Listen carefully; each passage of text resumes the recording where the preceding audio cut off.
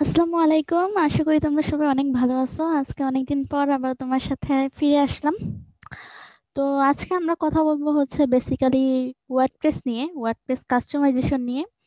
তো আমরা আমাদের আগের ভিডিওগুলাই দেখিয়েছিলাম যে তোমরা কিভাবে ওয়ার্ডপ্রেস সেট আপ করতে পারো, কিভাবে হচ্ছে ওয়ার্ডপ্রেস তুমি সি প্যানেল থেকে নিতে পারো। এছাড়া আরো টুকিটাকি কিছু ভিডিও তৈরি করা আছে ওয়ার্ডপ্রেস নিয়ে। তো আমরা হচ্ছে ওয়ার্ডপ্রেস কাস্টমাইজেশনটা আরো ডিপলি শিখবো। ঠিক আছে। তো আজকে আমরা যেটা দেখবো সেটা হচ্ছে আমরা বেসিক্যালি কিছু প্লাগইন নিয়ে কথা বলবো যেগুলো হচ্ছে আমাদের প্রায়ই লাগে। ওকে। তো আমরা আমাদের দেখো এখানে আমি হচ্ছে ওয়ার্ডপ্রেস ড্যাশবোর্ড রেডি করে রাখছি যাতে একটু সময় কম লাগে। তো আমি একটা হচ্ছে সাবডোমেইন ক্রিয়েট করে নিছি আমার হচ্ছে মেইন ডোমেনে। তো এখানে আমি হচ্ছে ওয়ার্ডপ্রেসটা ক্রিয়েট করে নিছি। তো আমি সাবডোমেইন কিভাবে ক্রিয়েট করতে হয় বা হচ্ছে তুমি কিভাবে হচ্ছে সাবডোমেইনে ওয়ার্ডপ্রেস ইনস্টল করবা সবগুলো কিন্তু দেখানো আছে। যদি না দেখে থাকো তাহলে দেখে নিবা। ওকে। আচ্ছা, তো আমরা আজকে দেখবো যে দেখো আমাদের যেই ওয়ার্ডপ্রেসটা আছে এখানে কিন্তু আমাদের প্লাগইন গুলো খুবই জরুরি। কেন জরুরি? কারণ হচ্ছে একটা প্লাগইনের কাজ হচ্ছে তোমার ওয়েবসাইটে কিছু ফাংশনালিটি অ্যাড করা। ওকে।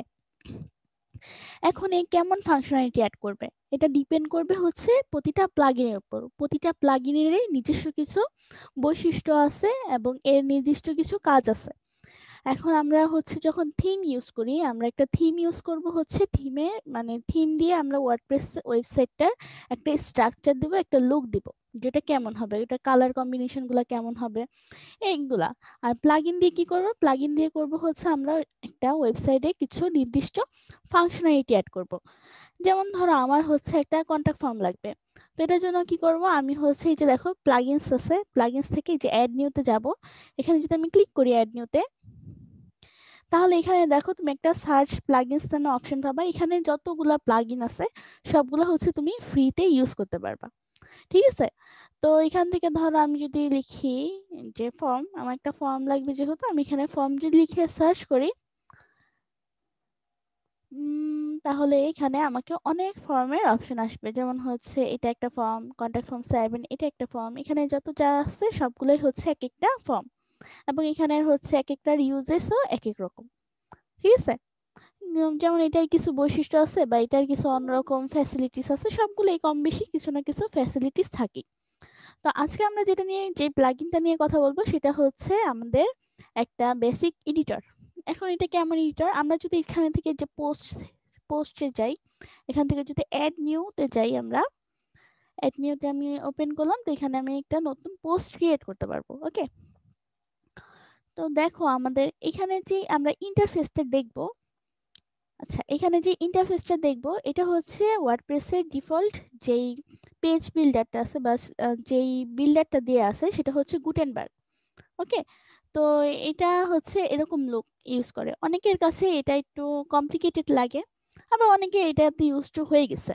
তো যাদের কাছে একটু বা যারা একটু ইউজার ফ্রেন্ডলি হচ্ছে লুক চায় তারা হচ্ছে ওয়ার্ডপ্রেসের যে প্রিভিয়াস ভার্সন যেটা হচ্ছে 5 পয়েন্ট সামথিং এরকমই ছিল বা তার আগে, সেটা হচ্ছে ক্লাসিক এডিটর।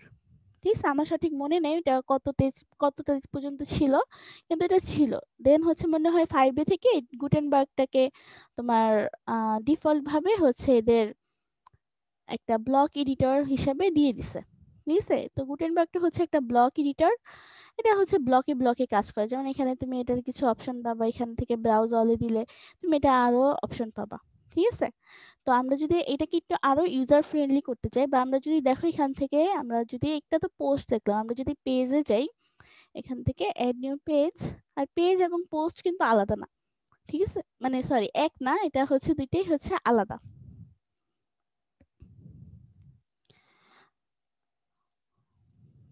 তো দেখো এখানেও কিন্তু ওই সেমই আছে। ঠিক আছে। তো আমরা চাচ্ছি যে না এই জিনিসগুলোকে আমি একটু আরেকটু ইউজার ফ্রেন্ডলি করব। তো ইউজার ফ্রেন্ডলি করার জন্য আমরা কি করতে পারি? আমরা এগুলাকে হচ্ছে, আচ্ছা এগুলা থাকুক, আমি এখান থেকে যাব, আমরা হচ্ছে প্লাগইন থেকে অ্যাড নিউতে যাব। যে দেখো এই যে ক্লাসিক এডিটর, তোমার যদি এখানে সামনে যদি না দেখায় তাহলে তুমি এটাকে সিম্পলি হচ্ছে এখানে সার্চ করবা যে ক্লাসিক এডিটর। ওকে। তো ক্লাসিক এডিটরটাকে আমরা হচ্ছে এখান থেকে ইনস্টল নাওতে ক্লিক করব। ইনস্টল নাওতে ক্লিক করার পর এটা হচ্ছে ইনস্টল হয়ে গেছে। এখন আমাদের কি করতে হবে, আমরা যে প্লাগইন গুলাই ইউজ করতে চাই ওটাকে প্রথমত আমাদের ইনস্টল করতে হবে, দেন হচ্ছে অ্যাক্টিভ করে নিতে হবে। তারপর আমরা এখান থেকে অ্যাক্টিভে ক্লিক করলাম। তাহলে আমাদের যে দেখো ক্লাসিক এডিটরটা এখানে কিন্তু অ্যাক্টিভ হয়ে গেছে। তো আমরা যদি আমাদের যে পোস্ট এডিটর যেটা দেখছিলাম যেটা, এটাকে যদি আমি এখন রিলোড করি,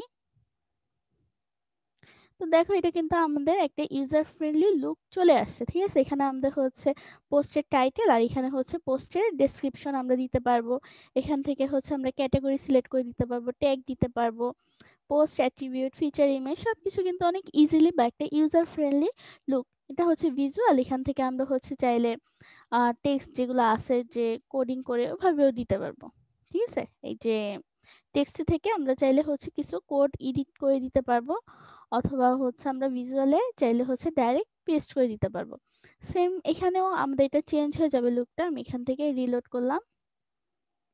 দেখো এখান থেকেও কিন্তু তোমার এখানে হচ্ছে পেজের টাইটেল, দেন এখানে হচ্ছে পেজের ডেসক্রিপশন, এখানে হচ্ছে টেমপ্লেট কেমন হবে না হবে, তারপর এটা কোনো প্যারেন্ট আছে কিনা, তারপর এখান থেকে তোমার পেজের যেই ফিচার ইমেজটা আছে ওইটা তুমি এখান থেকে কিন্তু দিয়ে দিতে পারবা। তো দেখো একটা প্লাগইন ইনস্টল করা কিন্তু খুবই ইজি।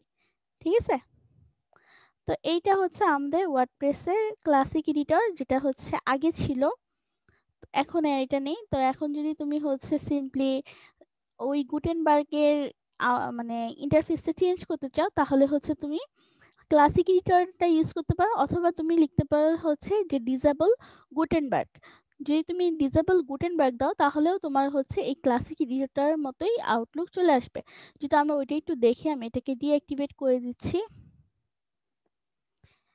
এবং আমরা হচ্ছে এটা ডিঅ্যাক্টিভেট করে দিলে কিন্তু তোমার এই প্লাগইনটা কিন্তু আর কাজ করবে না। আমরা যদি আবার একটু পোস্ট থেকে আমরা হচ্ছে অ্যাড নিউতে যাই।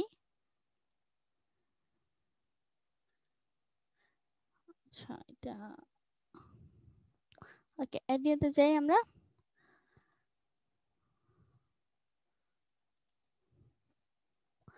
তাহলে দেখবা যেহেতু আমরা হচ্ছে ক্লাসিক এডিটরটাকে ডিঅ্যাক্টিভেট করে দিছি, তাহলে কিন্তু আমাদের এটা আবার আগের মতো হয়ে যাবে। তো এখন আমরা হচ্ছে আবার হচ্ছে প্লাগইনে আসবো, প্লাগইন থেকে হচ্ছে অ্যাড নিউতে ক্লিক করব, অথবা তুমি কিন্তু এখানে যে অ্যাড নিউ অপশনটা আছে, তো অ্যাড নিউ থেকে আমরা দিব হচ্ছে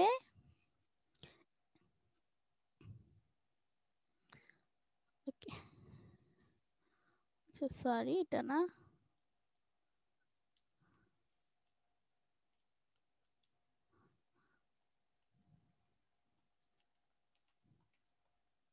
ডিসেবল গুটেনবার্গ, এটা লিখে হচ্ছে আমরা সার্চ করব। সরি,